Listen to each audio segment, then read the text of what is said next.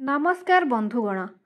कौन आपणकर भी अर्थर अभाव रहुची कि जेते रोजगार कले मध्य ताहा नियंट रहुची सब बेले खर्च बढ़िबारे लागिची अर्थर अभाव रहुची।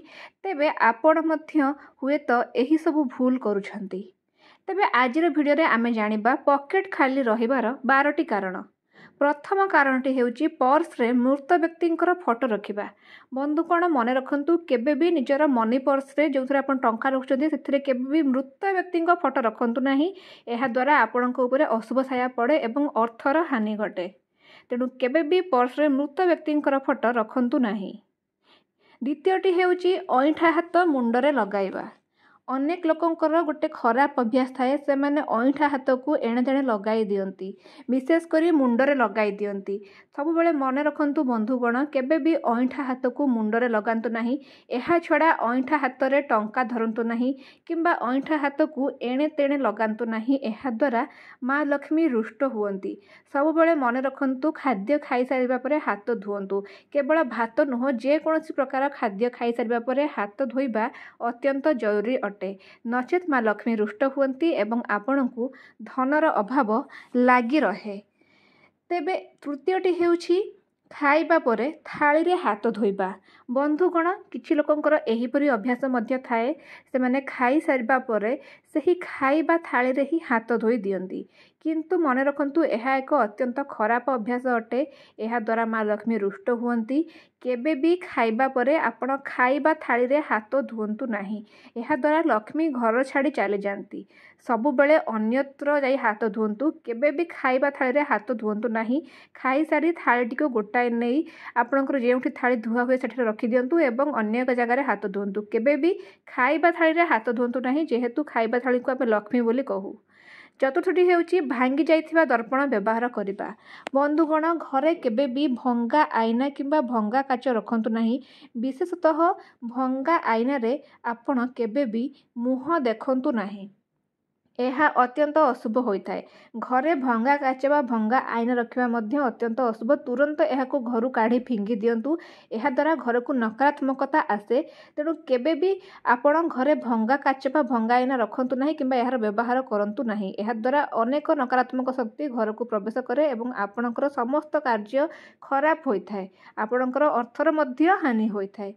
पंचमटी हेउची निज रोजगार कथा अन्य सामने बारंबार कहिबा। केबे भी आपण केते रोजगार करूछंती ताहा अन्य मानक सामने प्रकाश करंतु नाही। कारण एहा द्वारा आपणक उपरे अन्य मानकर नजर लागि पारे।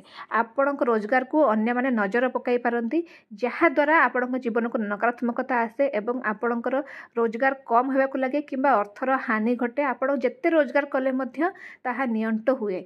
अनेक लोकंकर नजर आपणकर रोजगार उपरे पड़े। तेणु ए सब जिंस हुए। सेतिपई केबे भी निजर रोजगार कथा कहा सामने प्रकाश करंतु नाही। एहाकु लुचेई रखंतु। जे पर्यंत दरकार होइनी से पर्यंत प्रकाश करंतु नाही। रोजगार कथा काहारी आगरे कहंतु नाही। षष्ठटी हेउची पर्स रे फालतू पुराना बिल रखिबा। जदि आपण निजर पर्स रे पुराना बिल रखुचंती तेबे एहा मध्य अर्थ हानिर कारण होई पारे। कारण पर्स रे फालतू बा चिरा किंबा पुराना बिल रखिया द्वारा आपणकर जीवन को नकारात्मकता आसे एवं एहा द्वारा लक्ष्मी मध्य छाड़ी जाती बोली कहा जाए। पर्स रे पुराना बिल रखी पुराना बिल अर्थ आपणकर जीवन को नकारात्मकता आसबा। जे कोनोसी पुराना बिल जहार कोनोसी आवश्यकता नहीं से सब को बिल को तुरंत फोपाड़ी दियंतु। नहले एहा आपणकर अर्थ हानिर कारण साजी पारे। पर्स को सब परिष्कार रखंतु। एथिरे अजथा जिंस किछि अजथा कागज पत्र रखंतु नाही। सप्तमटी हेउची गोमाता को गोइठा मारिबा। जो व्यक्ति माने गोमाता को माड़ मारती किंबा सेमानंकु खाइबाकु दियंतु नाही, जो माने गोमातांकर सेवा करती नाही, सेमानंक जीवन में सबु बेले अर्थर अभाव लागी रहे। एहा छड़ा अन्यान्य असुविधा मध्य लागी रहे। गोमाता को जो माने हैरान करती किंबा जो माने गोमाता को असम्मान करती से माने जीवन में सबु बेले दुख पाती। जदि आपणक जीवन में अर्थर अभाव रहुची आपण गोमाता को प्रत्येक दिन खाइबाकु दियंतु। विशेष करी आपण गोमाता को प्रत्येक दिन रुटी खाइबाकु दियंतु। अइठा रुटी नुहे तांको पई अलगा रुटी तैयारी करी तांको खाइबाकु दियंतु। देखिबे आपणक जीवन में अनेक सकारात्मकता भरी जिवो। गोमाता को सब बेले पूजा करंतु।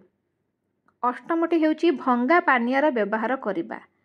ଭଙ୍ଗା ପାନୀୟର ବ୍ୟବହାର କରିବା ଦ୍ୱାରା ଜୀବନରେ ଅନେକ ନକାରାତ୍ମକତା ଭରିଯାଏ। ଏହାଦ୍ୱାରା ଗ୍ରହମାନେ ମଧ୍ୟ ଅଶାନ୍ତି ହୁଅନ୍ତି। କେବେ ବି ଭଙ୍ଗା ପାନୀୟର ବ୍ୟବହାର କରନ୍ତୁ ନାହିଁ। ଏହାଦ୍ୱାରା ନକାରାତ୍ମକ ଶକ୍ତି ଆପଣଙ୍କ ଶରୀରକୁ ପ୍ରବେଶ କରେ। ଭଙ୍ଗା ପାନୀୟ ଏବଂ ଭଙ୍ଗା ଆଇନା ଏ ଦୁଇଟି କେବେ ବି ବ୍ୟବହାର କରିବା ଉଚିତ ନୁହେଁ।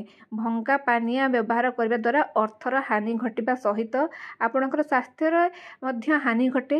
ଅନେକ ବାଧାବିଘ୍ନ ଆପଣଙ୍କ ଜୀବନକୁ ଉପୁଜେ ଏବଂ ଆପଣଙ୍କ ଘରେ ସବୁବେଳେ ଅଶାନ୍ତି ଲାଗି ରୁହେ। ତେଣୁ କେବେ ବି ଭଙ୍ଗା ପାନୀୟର ବ୍ୟବହାର କରନ୍ତୁ ନାହିଁ। ନବମଟି ହେଉଛି ସନ୍ଧ୍ୟା ସମୟରେ ଶୋଇବା।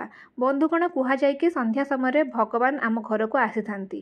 ତେଣୁ ଏହି ସମୟରେ ଶୋଇବା ଦ୍ୱାରା ଭଗବାନ ଆପଣଙ୍କୁ ଶୋଇଥିବାର ଦେଖି ଘରୁ ଫେରିଯାଆନ୍ତି ବୋଲି ମାନ୍ୟତା ରହିଛି।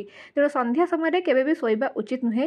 ଏହି ସମୟରେ ଠାକୁରଙ୍କ ପାଖରେ ଦୀପ ଜାଳନ୍ତୁ, ଧୂପ ଜାଳନ୍ତୁ, ଠାକୁରଙ୍କର ପୂଜା କରନ୍ତୁ। ଆଉ ସନ୍ଧ୍ୟା ପୂର୍ବରୁ ଘର ଓଳେଇ ଦିଅନ୍ତୁ। ସନ୍ଧ୍ୟା ସମୟରେ କେବେ ବି ଶୋଇବେ ନାହିଁ। ଏହାଦ୍ୱାରା ନକାରାତ୍ମକ ଶକ୍ତି ଘରେ ପ୍ରବେଶ କରେ ଏବଂ ମା ଲକ୍ଷ୍ମୀ ମଧ୍ୟ ରୁଷ୍ଟ ହୁଅନ୍ତି। ସନ୍ଧ୍ୟାବେଳେ ଭୋଜନ ମଧ୍ୟ କରିବା ଅନୁଚିତ। ଏହାଦ୍ୱାରା ମଧ୍ୟ ଅନେକ ଅସୁବିଧା ସୃଷ୍ଟି ହୋଇଥାଏ। ତେଣୁ ସନ୍ଧ୍ୟା ସମୟରେ କେବେ ବି ଶୁଅନ୍ତୁ ନାହିଁ। ଏହାଦ୍ୱାରା ଅର୍ଥର ହାନି ଘଟେ। ଆଉ ଗୋଟେ କଥା, ସନ୍ଧ୍ୟା ପରେ କେବେ ବି ଦାନ ଦିଅନ୍ତୁ ନାହିଁ। ଏହା ମଧ୍ୟ ଅଶୁଭ ଅଟେ। ଦଶମଟି ହେଉଛି ଦାନ୍ତରେ ନଖ କାଟିବା। ବନ୍ଧୁଗଣ, ଅନେକ ଲୋକଙ୍କର ଅଭ୍ୟାସ ଥାଏ, ସେମାନେ ଦାନ୍ତରେ ସବୁବେଳେ ନଖକୁ ଚୋବଉଥାନ୍ତି କିମ୍ବା ଦାନ୍ତରେ ନଖ କାଟନ୍ତି। ଦାନ୍ତରେ ନଖ କାମୁଡ଼ିବା ଦ୍ୱାରା ଆପଣଙ୍କ ଜୀବନରେ ଅନେକ ପ୍ରକାର ଅଶାନ୍ତି ଅସୁବିଧା ଦେଖାଯାଏ। କାରଣ ଏହାଦ୍ୱାରା ଗ୍ରହମାନେ ଅଶାନ୍ତ ହୋଇଯାଆନ୍ତି। ଦାନ୍ତରେ ନଖ କାଟିବା ଦ୍ୱାରା ଆପଣଙ୍କର ରାହୁକେତୁଙ୍କର ପ୍ରଭାବ ଆପଣଙ୍କ ଜୀବନ ଉପରେ ପଡ଼େ। ତେଣୁ ରାହୁକେତୁଙ୍କର ପ୍ରଭାବ ଆପଣଙ୍କ ଜୀବନ ଉପରେ ପଡ଼ିଲେ ଆପଣଙ୍କ ଜୀବନରେ ସର୍ବଦା ଦୁଃଖ ଭରିଯାଏ ଏବଂ ଅର୍ଥର ହାନି ହୁଏ ଏବଂ ଏହାଦ୍ୱାରା ମା ଲକ୍ଷ୍ମୀ ମଧ୍ୟ ରୁଷ୍ଟ ହୁଅନ୍ତି। ତେଣୁ କେବେ ବି ଦାନ୍ତରେ ନଖ କାମୁଡ଼ନ୍ତୁ ନାହିଁ। ଏହାଦ୍ୱାରା ଲକ୍ଷ୍ମୀ ଘର ଛାଡ଼ି ଚାଲିଯାଆନ୍ତି। କଥାରେ ମଧ୍ୟ କୁହାଯାଏ ଯେ ଏହା ଏକ ଅଲକ୍ଷଣା କାମ। ତେଣୁ ଦାନ୍ତରେ କେବେ ବି ନଖ କାମୁଡ଼ନ୍ତୁ ନାହିଁ। ତେବେ 11 ନମ୍ବରଟି ହେଉଛି ଘରେ ସବୁବେଳେ ବଡ଼ ପାଟି କରି କଥା ହେବା। ବନ୍ଧୁଗଣ, ଯେଉଁ ଘରେ ସବୁବେଳେ ଘରେ ଲୋକମାନେ ବଡ଼ ପାଟି କରି କଥାବାର୍ତ୍ତା ହୁଅନ୍ତି କିମ୍ବା ଘରେ କଳହ କରନ୍ତି କିମ୍ବା ଚିତ୍କାର କରନ୍ତି, ସେ ଘରେ ଲକ୍ଷ୍ମୀ କେବେ ବି ରୁହନ୍ତି ନାହିଁ। କାରଣ ଲକ୍ଷ୍ମୀଙ୍କୁ ସବୁବେଳେ ଶାନ୍ତ ପରିବେଶ ପସନ୍ଦ। ଯେଉଁ ଘରେ ସବୁବେଳେ ବଡ଼ ପାଟି କରି କଥା ହୁଅନ୍ତି କିମ୍ବା କଳି ଝଗଡ଼ା ଲାଗି ରୁହେ, ସେ ଘରେ ଲକ୍ଷ୍ମୀ ଆଦୌ ରୁହନ୍ତି ନାହିଁ। ଲକ୍ଷ୍ମୀ ସେ ଘର ଛାଡ଼ି ଚାଲିଯାଆନ୍ତି। ତେଣୁ ସେ ଘରେ ସବୁବେଳେ ଅର୍ଥର ଅଭାବ ଲାଗି ରୁହେ। ତେଣୁ ମନେ ରଖନ୍ତୁ, ଘରେ ସବୁବେଳେ ଶାନ୍ତ ଭାବରେ କଥା ହେବେ। କେବେ ବି ବଡ଼ ପାଟି କରି କଥା ହେବେ ନାହିଁ କିମ୍ବା ଚିତ୍କାର କରିବେ ନାହିଁ କିମ୍ବା ଝଗଡ଼ା ଝାଣ୍ଟି ଇତ୍ୟାଦି କରିବେ ନାହିଁ। ତେବେ 12 ନମ୍ବରଟି ହେଉଛି ସ୍ତ୍ରୀଙ୍କ ଉପରକୁ ହାତ ଉଠାଇବା। ସ୍ତ୍ରୀ ହେଉଛନ୍ତି ପ୍ରକୃତରେ ଘରର ଲକ୍ଷ୍ମୀ। ଯେଉଁମାନେ ସ୍ତ୍ରୀଙ୍କ ଉପରକୁ ହାତ ଉଠାନ୍ତି ସେମାନଙ୍କ ଘରୁ ଲକ୍ଷ୍ମୀ ଛାଡ଼ି ଚାଲିଯାଆନ୍ତି। ମା ଲକ୍ଷ୍ମୀ ସେମାନଙ୍କ ଉପରେ ରୁଷ୍ଟ ହୁଅନ୍ତି। ଏହା ଛଡ଼ା ଶୁକ୍ର ମଧ୍ୟ ଅଶାନ୍ତି ହୁଅନ୍ତି। ତେଣୁ ସ୍ତ୍ରୀଙ୍କ ଉପରକୁ ହାତ ଉଠାଇବା ଦ୍ୱାରା ଆପଣଙ୍କର ଅର୍ଥର ହାନି ଘଟେ। ତେଣୁ କେବେ ବି ସ୍ତ୍ରୀଙ୍କ ଉପରକୁ ହାତ ଉଠାନ୍ତୁ ନାହିଁ। ଭୁଲରେ ମଧ୍ୟ କେବେ ବି ସ୍ତ୍ରୀଙ୍କ ଉପରକୁ ହାତ ଉଠାନ୍ତୁ ନାହିଁ। ଏହାଦ୍ୱାରା ଲକ୍ଷ୍ମୀ ଘର ଛାଡ଼ି ଚାଲିଯାଆନ୍ତି ଏବଂ ଅର୍ଥର ଅଭାବ ଘଟେ। ତେବେ ବନ୍ଧୁଗଣ, ଯଦି ଆପଣଙ୍କୁ ଆମ ଭିଡ଼ିଓଟି ଭଲ ଲାଗିଛି ତେବେ ଆମ ଚ୍ୟାନେଲକୁ ନିହାତି ଭାବରେ ସବସ୍କ୍ରାଇବ୍ କରିବେ ଏବଂ କମେଣ୍ଟରେ ନିଜର ମତାମତ ଜଣାଇବେ। ଭିଡ଼ିଓଟି ଭଲ ଲାଗିଲେ ନିଜର ବନ୍ଧୁ ବାନ୍ଧବ ସମ୍ପର୍କୀୟଙ୍କୁ ଏହି ଭିଡ଼ିଓଟି ନିହାତି ଭାବରେ ସେୟାର କରିବେ, ଯାହାଦ୍ୱାରା ସେମାନେ ମଧ୍ୟ ଏହିସବୁ ନିୟମ ଜାଣିପାରିବେ ଏବଂ ସେମାନଙ୍କ ଜୀବନରେ ମଧ୍ୟ ସକାରାତ୍ମକତା ଭରିଯିବ। ମା ଲକ୍ଷ୍ମୀ ସମସ୍ତଙ୍କର ମଙ୍ଗଳ କରନ୍ତୁ। ଜୟ ମା ଲକ୍ଷ୍ମୀ।